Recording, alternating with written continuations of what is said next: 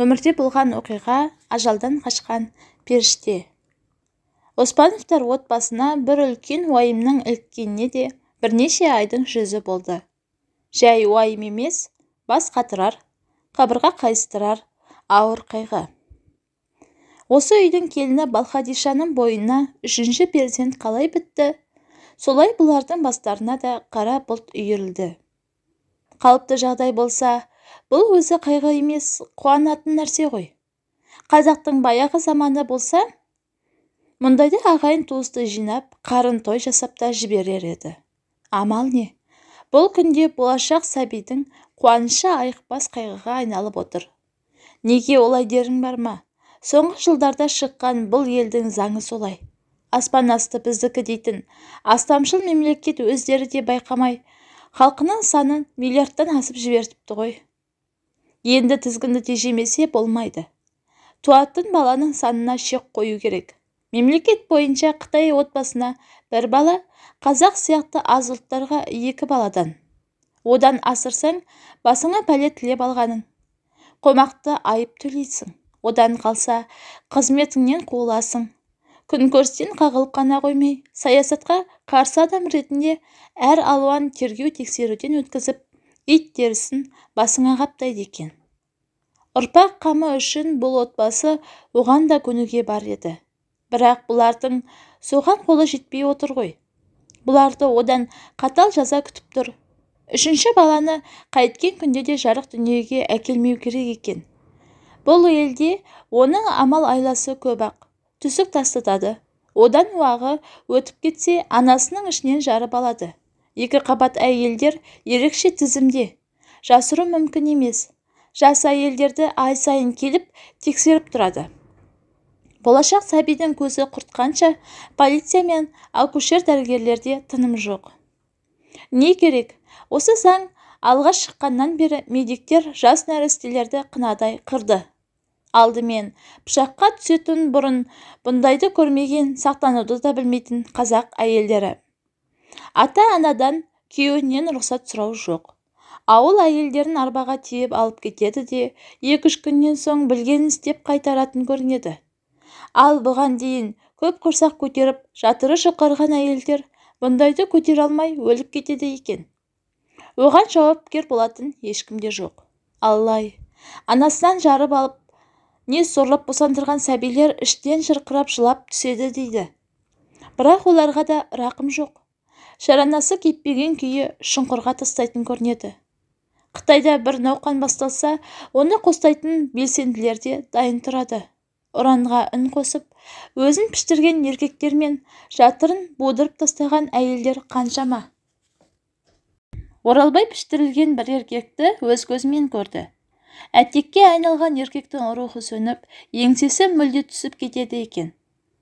Осындайларды естіп біліп, көріп жүрген Оралбай қарт келіні Балқадиша ауыр аяқты дегенді ести салысымен, қалада тұратын ұл мен келінді бастауышта оқитын 2 қызымен бірге ауылға көшіріп алған.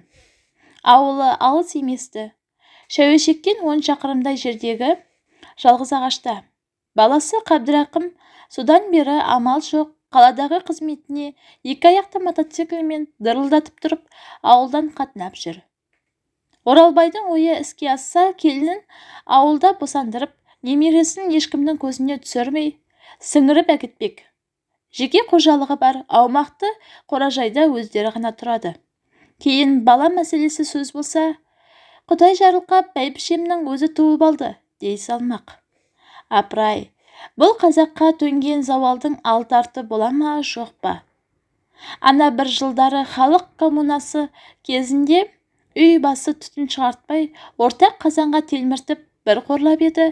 Мынасы одан да өтіп кетті. Әйтпесе, ұрлық қылған адамша өз балаңды ел көзінен жасырып, ұрлап тудырады деген не сұмдық. Болашақ ұрпақ жарық дүниеге келмей жатып, пышаққа түсетіндей, ол нәрестелердің жазығы не? Бұл елде көп болса Қытай көп шығар. Шыңжаңдағы 1 миллион қазақ кімнің қазанына түсіпті? Кімнен тамақ сұрапты? Қайта, сол ішкерідегі қалың Қытайды осы ел етпен, астықпен қамдап отырған жоқ па? Өз басы жетпеген соң университет бітірген оқымысты ұлы Қабдырақымнан сұрайды ғой. Ол да ызадан жарыла жасап жүрсе керек. Жауабы тым қапалы әрі қысқа болды. Ой, көке, бұл елде миллиардтан астам халық барын жаңа біліп жүрсің бе?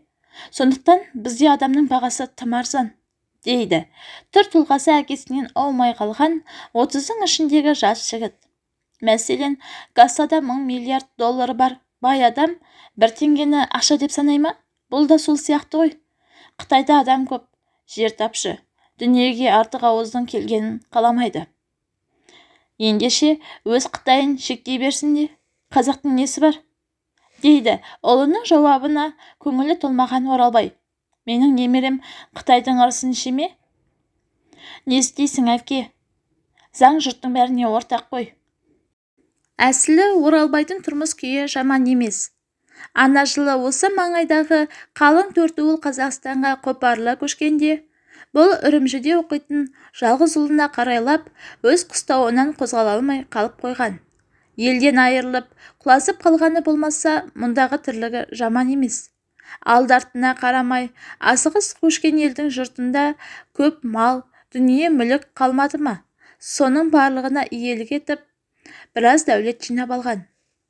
Кейін реформа тұсында өз алдына жеке қожалық құрып, дөңгеленіп байыпталған. Байлықты қойшы тәйірі. Дүние қолдың кірі. Ендігі арманы сол дүниеге ие болатын мұрагер немере сүю. Шүкір, қолдары құр емес. Қабдырәкімнің үймелі-сүймелі 2 кішкентай қызы бар. Үлкені 5-шіде, кішісі 3-шіде оқиды. Алайда қыз бала жат жұрттық қой. Әзірше сенің балаң болғанымен кейін өз өрісін тауып кетеді. Дегенмен Алла тағала осы жылы Оралбайдың тілегін беретін сияқты. Жақында Қабдырәкім келіншегін қаладағы таныс дәрігеріне ертіп барып ОЗИ-ге түсірген екен. Іште қошқардай ұл жатқан көрінеді. Тәңірім-ай, кіп-кішкентай шүметайы әлден-ақ көрініп тұр дейді. Соны естігендегі Оралбайдың қуанышын айтып сұрама. Дереу бір асқар басын айтып сойып, бір үйлі жан кішігірім той жасаған. Бірақ осыдан кейін-ақ Орекеңнің мазасы қашты. Енді ол болашақ немересінің өмірін сақтап қалудың әр алуан жолдарын ойластыра бастады. Бір інісі мен қарындасы ана жылғы көшпен бірге Қазақстанға өтіп кеткен. Анда-санда хат келіп тұрады. Айтыстарына қарағанда шекарадан тым алыстап кетпей, мына тұрған Үржарға қоныстанған көрінеді. Енді міне олардың да бір кәдеге жарайтын кезі келді. Оралбай шамасы келсе, келіннің айы күні жеткенше ұл мен екеуін арғы бетке асырып жібермек. Сол үшін Қабдырақымға өзі айтып отырып, туыстарына хат жаздырды. Солар жедел түрде Балхадиша мен Қабдырақымға шақырту қағаз жіберсін деген. Екеуі аман-есен арғы бет асып, Оралбайдың немересі ата жұртқа барып туысынша бәлем. Қытайлар не істей алар екен? Содан бері де 2-3 айдың жүзі болды, шақырту деген пәлесі келмей жатыр. Сақтық үшін туыстарына ұл мен келіннің жедел жолаушылау себебін ашық айтпаған. Ондағылар арқаларын кеңге салып, күзге дейін бір келер деп отыр ма, кім білсін. Ал таяуда жазған хаттарында бұрынғыдай емес қазақ үкіметі шақырту алуды қиындатып жіберді. Бір кісіміз Астана жақта сол қағаздың соңында жүр депті. Ашқа тартқан кешке тартады деген осы да. Оралбайдың ойынша, сондағы қазақ үкіметі шеттегі қандастарына салғырт қарайтын сияқты ма, қалай? Ана жылы баланы шектеу заңы шығып, Қытайлар іштегі нәрестені шетінен қырып жатқанда, Қазақстан үкіметі қазақ салтына әрі адамшылдыққа қарсы бұл заңға наразылық білдіріп, өз қандастарына ара түседі екен деген бір дақпырт сөз шыққан. Бірақ ол үміт ақталмады. Шыңжаңдағы 1 миллион қазақтың жас төлін Қытайлар көктей орып жатқанда, бір ауыз сөз айтуға жарамады ғой. Қауіптің неден болса ажалың содан деген ғой.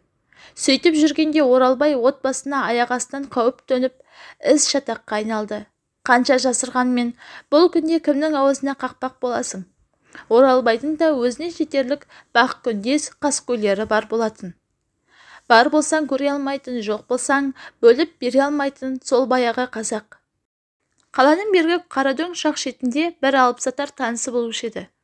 Таныс болғанда сауда-саттық байланыспен араласқан ғой. Бір күні көкке шыққанды сылтауратып, қасына әйелін ертіп, сол келе қалыпты. Оралбай сыр алдырмай етін асып, арағын құйып, күтіп аттандырған. Олар айы күні жетіп отырған Балқадишаны көрді. Үшінші баланың заңнан тыс екенін де іштеріне түйіп қойды. Не керек? Солар аттанып кеткеннен соң, арада 2-3 күн өтпей, қала жақтан бір топ адам сау ете түсті. Сөйтсе, әлгі алып сатар тыңшы көрінеді. Қытайда ежелден бері келе жатқан бауыржа тәртібі бойынша, әр 10 үйге бір тыңшы қойылатын бір тұтас жүйе бар тұғын. Сірә сол жүйе әлі де жұмыс істейтін болса керек. Келгендер 2 Қытай, 1 қазақ. 3-тің бірі әйел екен. Олар тақ бір ұрыны қылмыс үстінде ұстағандай қаһарына міне келді. Қалалық туыт бақылау комитетінен келдік, дейді. Ұрсу, зеку, қорлау өз алдына Балқадишаны дереу қалаға апарып, ішіндегі баласын жарып алмақ. Бейне баланың иесі солар сияқты. Қабдырақым қаладағы жұмысында болатын. Оралбай қазіргі саясатты да мыналардан құтылу оңай болмасын да біліп тұр. Алайда жорта білместікке салынып, ауылдың оқымаған қараңғы шалының кейпіне кіріп алды. Ау, сендердің қандай қақыларың бар менің немеремде? Деген дауысын көтеріп, кіжініп, менің келінім қанша туса да өзі еркемес пе? Мұның айтқан сөзін тілмәш қазақ қытайшаға аударып, сонан соң олардың сөзін бұған қазақшаға түсіндіргенше біраз уақыт өтті. Сол баяғы 1000 рет естіген жарапазан, мемлекет саясаты, ұлттар теңдігі. Оралбай бәрін біліп тұрса да, өтірік түсінбестікке салып тұр. Өзге жұртты не қылсаң да өзің біл. Менің немеремде шаруаларым болмасын. Мен балаларымды өзім бағып қағамын. Өкіметтен көк тиын сұрамаймын. Отбасын асыруға малым да жерім де жетеді, деп қасарысып тұрып алды. Бұл аралықта дәрігер әйел Балқадишаны оңаша бөлмеге апарып тексеріп жатқан. Бір уақытта далаға шығып, іштегі нәрестеге 7 ай, босануына әлі 2 ай уақыт бар, деді топ бастығына баяндап. Бәрібір анасын қалаға кету керек. Баланы жарып алғаннан басқа амал жоқ, деді орсақ тіс Қытай дәрігері қатулана сөйлеп. Бұл кезде енесі Айтбүбімен қолтықтасып, Балқадиша да далаға шыққан. Бәденді жас әйелдер 2 қабат кезінде толысып, тіпті әдемленіп кетеді ғой. Балқадишаның да сондай бір нұрлана толықсып тұрған шағы. Тек қарақат көздерінен қорқыныш аралас үрей бар. Тәңірім-ай, 2 қабат әйелге ішіңдегі баланы жарып алам деп, тап бергенді кім көрген? Мұндай да зорлық болады екен. Қабдырақымға телефон соқтым. Ол да келіп қалар, деді Балқадиша атасының қасына келіп. Қорықпа балам, мен тірі тұрғанда ешкімде сені бұл жерден әкете алмайды, деді Оралбай әлденеге тас бекініп. Сонан соң дәрігерлерге бұрылған. Бұлай істейік, сендер осы баланың орнына маған айып салсаңдар, қайтеді? Бір бала қанша тұрады өзі? 2 есе бағасын төлеп сатып алайын, деген шын ниетімен. Оның сөзін аударма арқылы ұғынған Қытай дәрігері бірден бас тартты. Алдымен қазақ шалының қараңғылығына үшеуі қарқылдап күліп алды. Жоқ, болмайды, деп топ бастығы түсін суыта, басын шайқап. Баланы сатады екенді, біздің басымыз кетеді екен ғой. Ондай заң жоқ. Осы мезетте қала жақтан мотоциклмен дырылдатып Қабдырақым да жетіп келді. Оған да оңай дейсің бе? Өңтісі қашып, құрсылдері тұр. Сен мыналарымен өз тілінде сөйлесші, деді Оралбай баласына жігер бере сөйлеп. Келінді қалаға апарып, 7 айлық баланы жарып алмақ. Өздері мынаған көне ме екен? Балқадиша осында аман-есен босансын. Сонан соң баланы қайда кетсе де өздері білсін.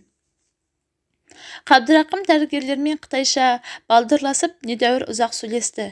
Әйелінің баланы жарып алудан қорқатынын, соған байланысты әкесінің өтінішін айтып жатса керек. Осылайша 2 жақ біраз ырғасқан күйінде, ақыры дәрігер әйелді өз үйінде босануға мақұл етті.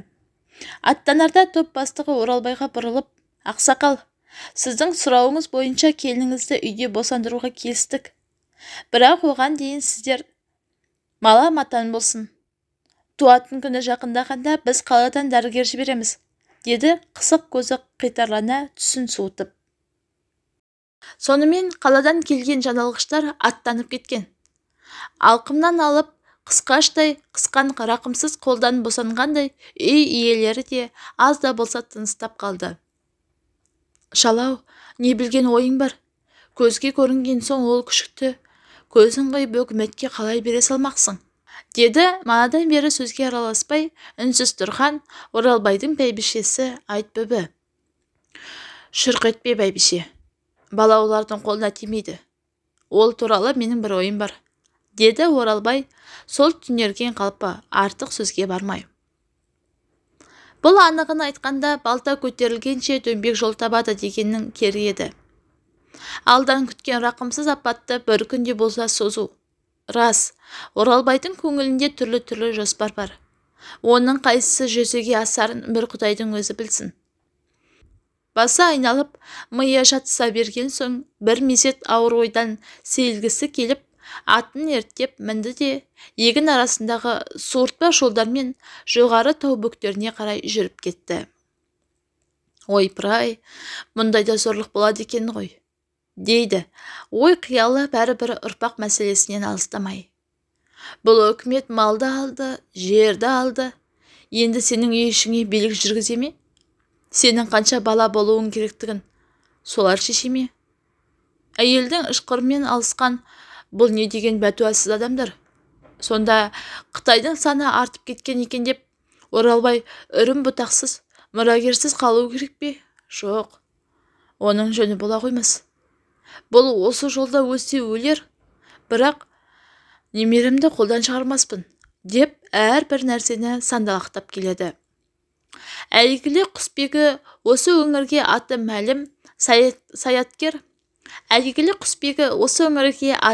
саяткер, марқұм әкесі Оспан айтып отырушы еді.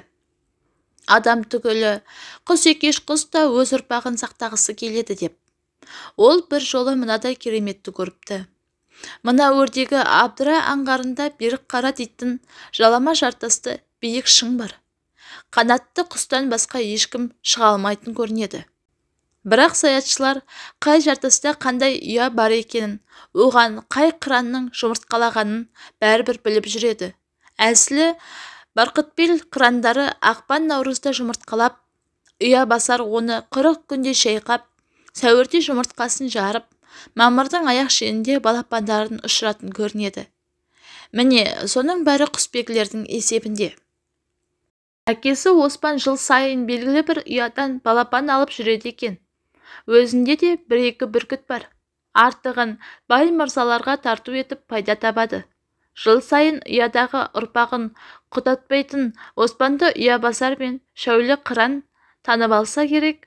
Бір жолы беліне арқан байлап ұяға түскен Оспанға қос қыран алма-кезек шабуыл жасап, қанаттарын қағып, тұмсықтарымен шоғып, балапанын алдырмай қояды. Ал келесі жылы не істеді дейсіз ғой? Құсбегі ұяда жатқан 2 жұмыртқаны дүрбімен көріп, сырттай иемденіп жүргенде ұя басар мен шәулі қыран жұмыртқаларын басқа бір жаққа алып қашып кетеді. Қалай? Бұл болуы мүмкін бе? Дейсіз ғой сірә. Мүмкін екен. Әлде қайдан тауып келген, не өздері алып жеген аңның терісіне әрқайсысы бір жұмыртқадан орап алады да, шеңгелдеріне қысып, тау айналып басқа бір жаққа ұшып кеткен. Біреу айтса сенбес еді, бұл оқиғаны әкесі көргесін, бұған сенбеске болмады. Әкесінің осы әңгімесі есіне түскенде Оралбай бейне бір жаралы аңшы, ышқынған дауысы шығып, қинала күрсінді. Апырай, тілсіз, үнсіз, құсқырлы болмағаным ба? Отымды өшірмейтін жалғыз немеремді сақтай алмасам, бүйтіп жер басып жүргенімнен не қайыр? Деген қасіретті сөз аузынан қалай шығып кеткенін өзі де аңғармай қалды. Бір уақыт алдағы Барқытбел биіктеріне көз жіберген. Қазір шіліңгір шілде. Қай жағынан қарасаң да таудың бұл бөктері ұзатылған қыздай малынып тұр. Мынау күркіреген дауысы қозыкөш жерден естілген Қараңғыр өзені. Одан шығыс жаққа бет алсаң, 2-3 белдің астында Абдыра аңғары. Бәрі де өзі туып өсіп өлкен өлке. Жазда жайлау қызығын көрсе, қыста әкесіне еріп, аң қарап, бүркіт салған жерлері. Қазір соның бәрі жат қолында. Осынау құлыстай өлкесіне сыймай отыратын қалың ел ана жылы небәрі бір-ақ айдың ішінде ата жұрт Қазақстанға қопарылып көшіп кетті де, олардың орнын ішкеріден келген жаңа қожайындар басты. Ол келесі сәтте назарын батыс жаққа аударды. Бұл да өзіне едене таныс жерлер. Сонау көрінген Ақшоқы биігі, соның қойнауынан Қара Кітат өзені ағып өтеді. Мемлекеттік шекара сол өзеннің дәл іргесінде. Ақшоқы бөктеріндегі сонау бір ағараңдап көрінген Жаманты заставасы. Осы арадан тура жүрген кісіге 10 шақырымнан аспайды. Оны жақсы білетіні 1962 жылы осындағы ел жапа-тармағай Қазақстанға көшкенде Оралбай туыстарын арбамен ұзатып салған. Сол жылы Жамантыға дейін барып қайтқаны есінде. Ол кезде қалың көш жалғыз Жаманты емес, 150 шақырым шекара бойындағы Бақты, Ергейті, Еміл, Шарғантоғай қатарлы 5 заставаның тұсынан өтті ғой. Әр заставаның тұсынан 2 шақырымдай шекара сымнан жинап тастаған. Оралбай інісі мен қарындасын Ақшоқының бөктеріне дейін шығарып салып, Қазақстан жерінде жарым күнде жүрмеді ме?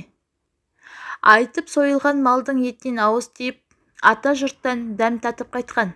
Сондағы басының әңкі-тәңкі болып қатқаны, елмен бірге кету керек пе, әлде осында қалап оқудағы жалғыз ұлды күткені жөн бе? Жалғыз ұрпағын осында қалдырып, бәйбішесі екеуі қолбастары онда барғанда не марқадам табады? Бұлар онда, Қабдырақым мұнда екі жақта сағыныш күйігін тартқанша, ақыры онда да ұрпақ тағдыры жеңіп шыққан. Құданың әмірі, осы ұрпақ мәселесі араға жылдар салып, Оралбайды әлсін-әлсі сынайтыны несі екен? Оралбай сол күні бас жарып, мойын соза бастаған. Биде егісін аралаған болып, Жаманты заставына таяу барып қайтты. Ана жылы шекараның бергі бетінде күзет жоқ сияқты еді. Ол кезде шекараны тек совет солдаттары күзететін. Енді бажайлап қараса, сол Жамантыға тұспа-тұс Қытайлар да қызыл қыштан мұнара орнатып тастапты. Бұл ана жылғы көштен кейін іргесін бекітіп, шекара күзетін күшейткені ғой. Бірақ бәрібір осы шекарадан өтуден басқа амал жоқ, деді Оралбай екі көзін заставаның ақ үйлерінен айырмай. Ұл мен келінді көп ұзатпай, осы айдың ішінде шекарадан асырып жіберу керек. Аман есен арғы бетке өтсе, кері қайтара қоймас.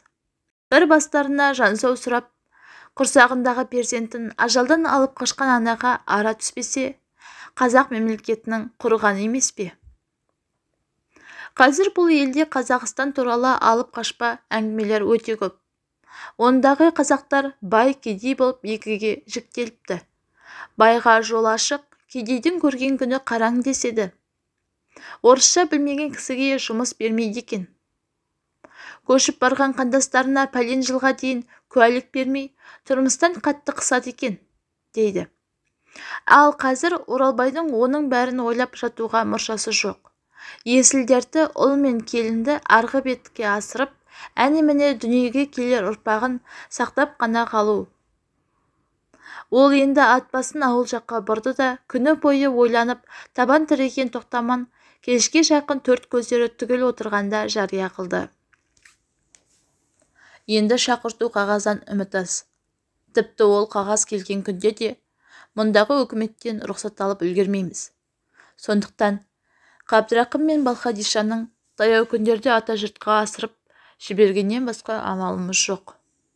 Әкелері осыны айтқанда ұл мен келіннің көздері алақандай болып, дауыстары қатар шықты. Қалай қайтып? Кәдімгідей, екеулерің шекараға түн жамылып барасыңдар да, Жаманты заставасынан әрі қарай өте шығасыңдар. Бергі күзеттен аман-есен өтсеңдер, арғы жақтағы қазақ шекараларына өздерің барып берілесіңдер.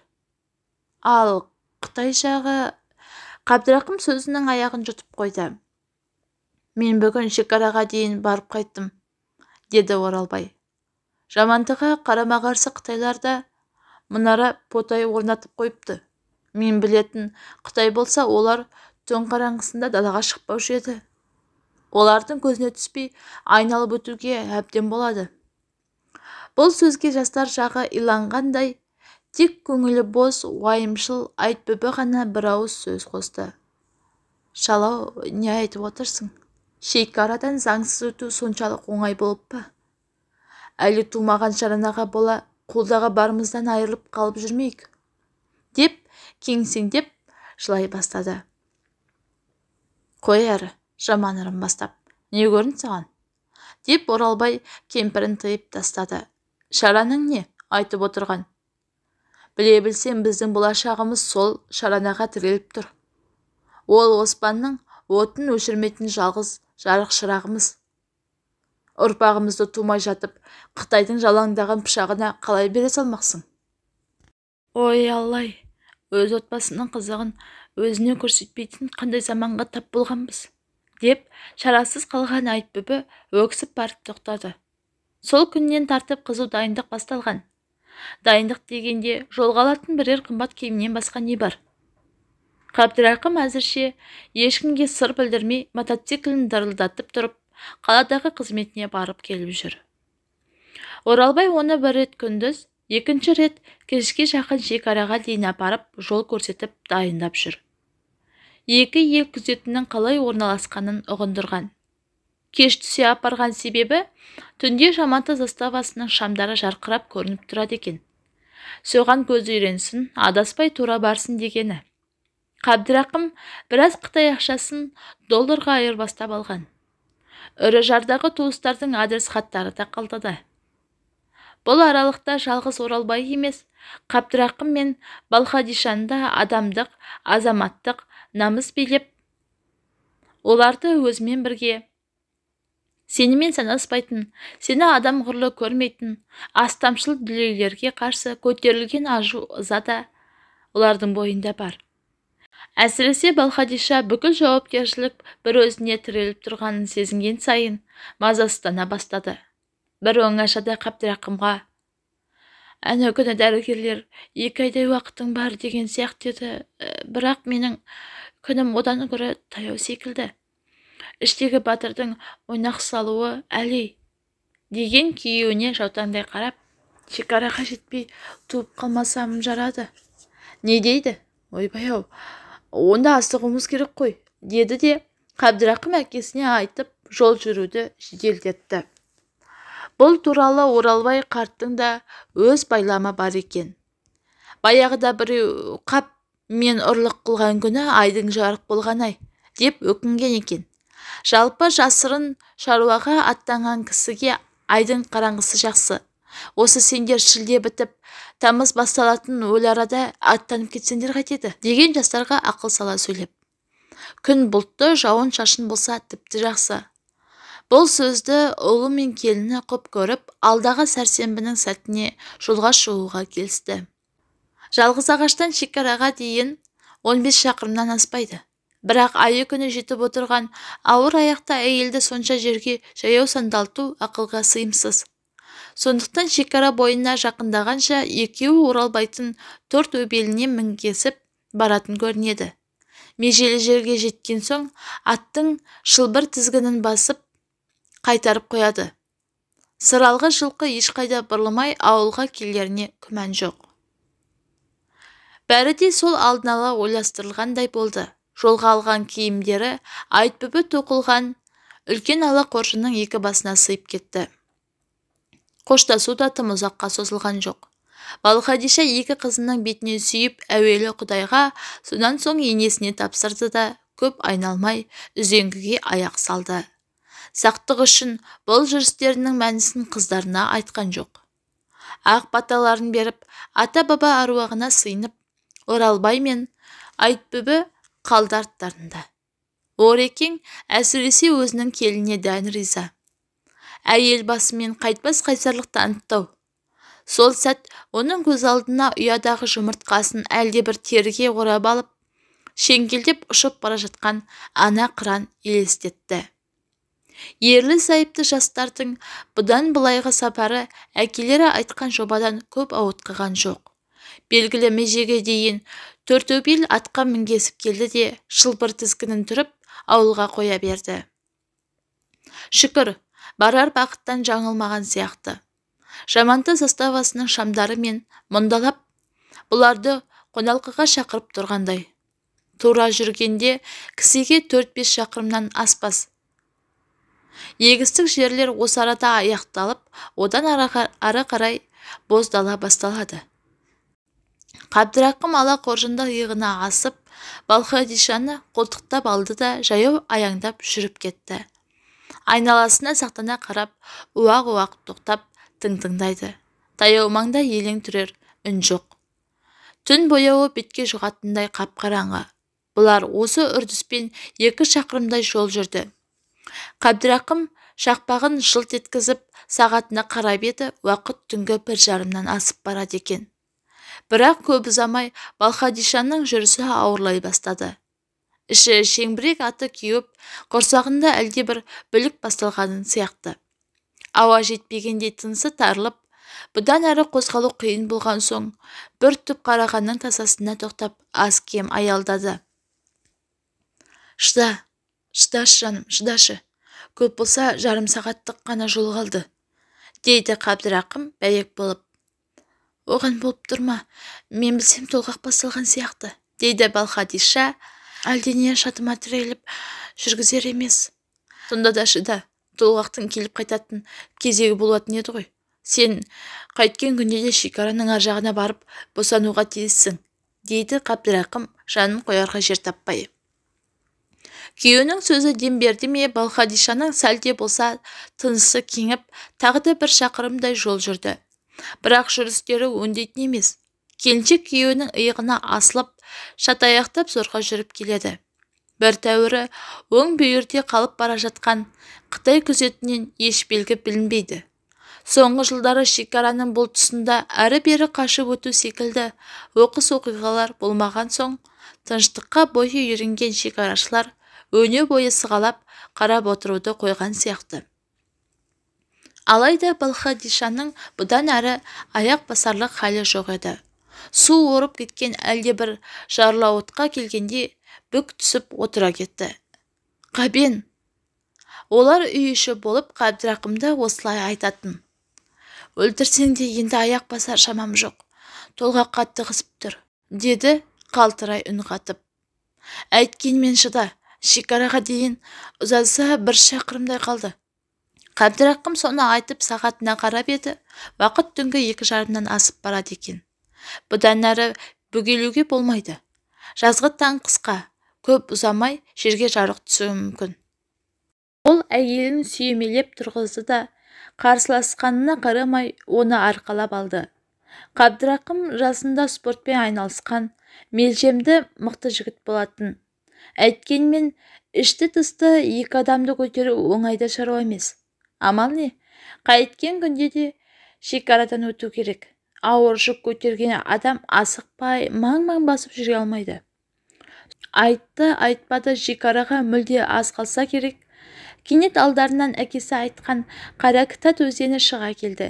Қабдырақым оған бөгелген жоқ. Тас-тастың арасымен сылдырап аққан өзенді етігімен кешіп өтіп шықты.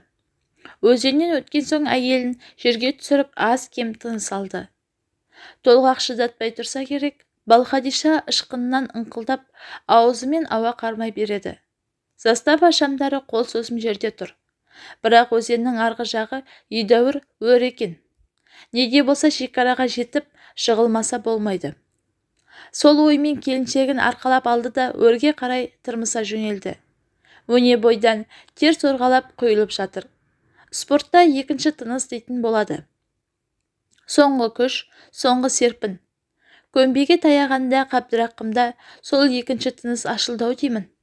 Тыңнан әлде бір күш қосылғандай алға қарай жанұшыра жүгірді.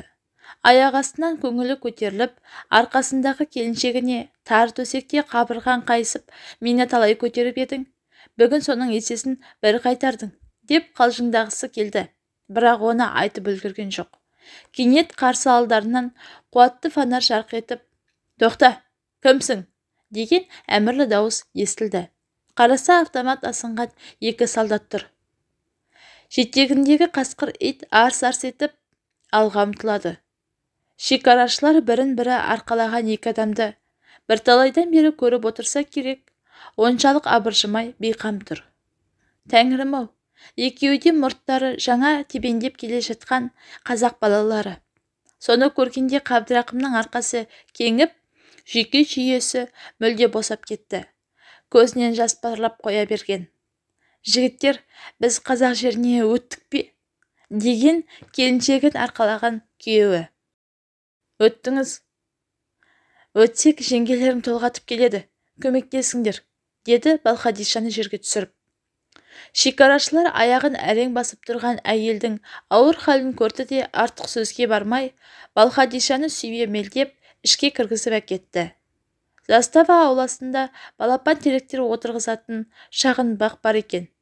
Толғатқан әйелді соның саясындағы әлдебір орындыққа жайғастырды. Біреуі осында қалып, екіншісі іш жаққа жүгіріп кетті. Сірә төтенше жағдайды бастығына мәлімдеуге кеткен. «Қабен, осындамысың? Мені мында орындықтан түсіріп, Көкмайсаға жатқызшы», деді Балқадиша бір мезетте ықылық ата ышқынып.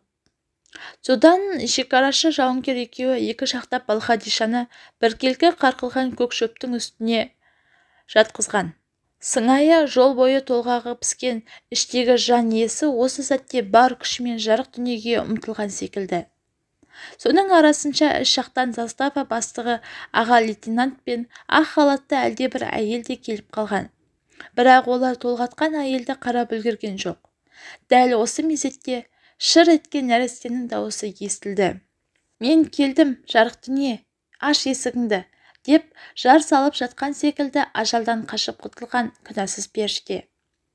Бұл кезде туған әйелмен ақ халатты дәрігер айналысып жатқанды. «Ұл бала», деді ол бір уақытта қызылшақа нәрестені жоғары көтеріп. «Шекарада туды ғой, қай елдің азаматы дейміз мұны?» «Қазақстан азаматы», деп айқайлады Қабдырақым қуаныштан жүрегі жарыла жаздап. Бұл сәттегі Қабдырақымның көңіл күйін сөзбен айтып жеткізу қиын еді. Оспановтардың отын өшірмейтін тағы бір ұл келді дүниеге. Бұдан артық адам баласына қандай бақыт болуы мүмкін? Бәрінен де ауылдағы әке арманның орындалғанын айтпайсың ба? Соңғы айларда еңсе көтертпеген уайым, түсі қашып, түн қатқан мазасыз жүріс, қауіп қатер, шаршап шалдығу жоқ. Бейне біреу қолмен сыпырып алғандай лезде ғайып болды. Қабдырақым есін жиып қараса, Балқадишаны да жаңа туған нәрестені де ішке енгізіп алып кетіпті. Манағы орындықта ала қоржынын құшақтаған өзімен аға лейтенант қана қалыпты. «Сіздердің жағдайларыңыз бұлайда түсінікті. Шамасы осы нәрестені ажалдан арашалап қашып келген адамсыздар ғой. Қалғанын ертең сөйлесерміз. Бүгінше демалыңыз», деп застава бастығы орнынан көтерілді. Қабдырақым қатты шаршаған екен. Ақ жайма жайылған жайлы төсекте тұяқ серіппей қатып қалды. Таңертең ойланса, кешегі қорқыныш үрейдің бірі жоқ. Құраттай сергек сезінеді өзін. Сол беті далаға шыққан. Таң алдында жаңбыр жауып өткен бе, ауа тап-таза. Айнала төңірек нұрға малып тұрғандай, көңілге қуаныш ұялатады.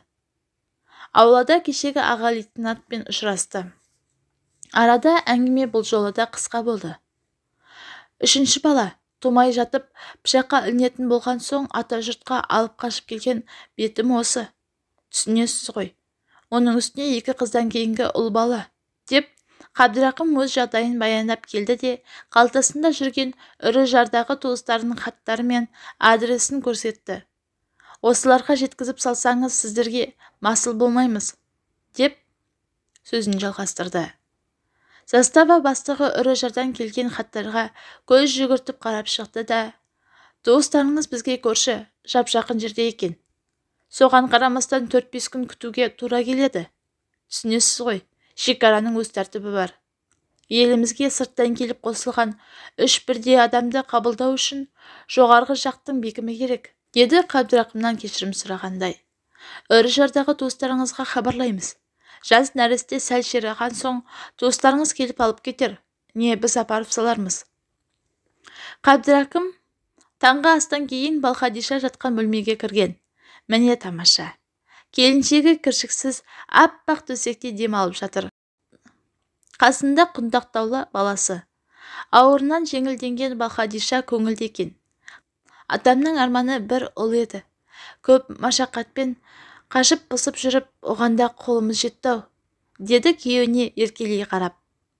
Ұлыңа ат таптың ба, кім деп қоятын болдың?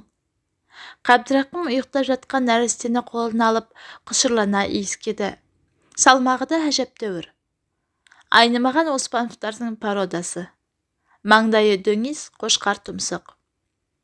Атын Жошы қоям, деді ол лепіріп. Шыңғыс хан бабамыз баяғыда жолда туған тұңғышлының атын Жошы қойған екен. Мұның есімі де Жошы болады. Қойшы, атын Абылай қоям дейтінің қайда?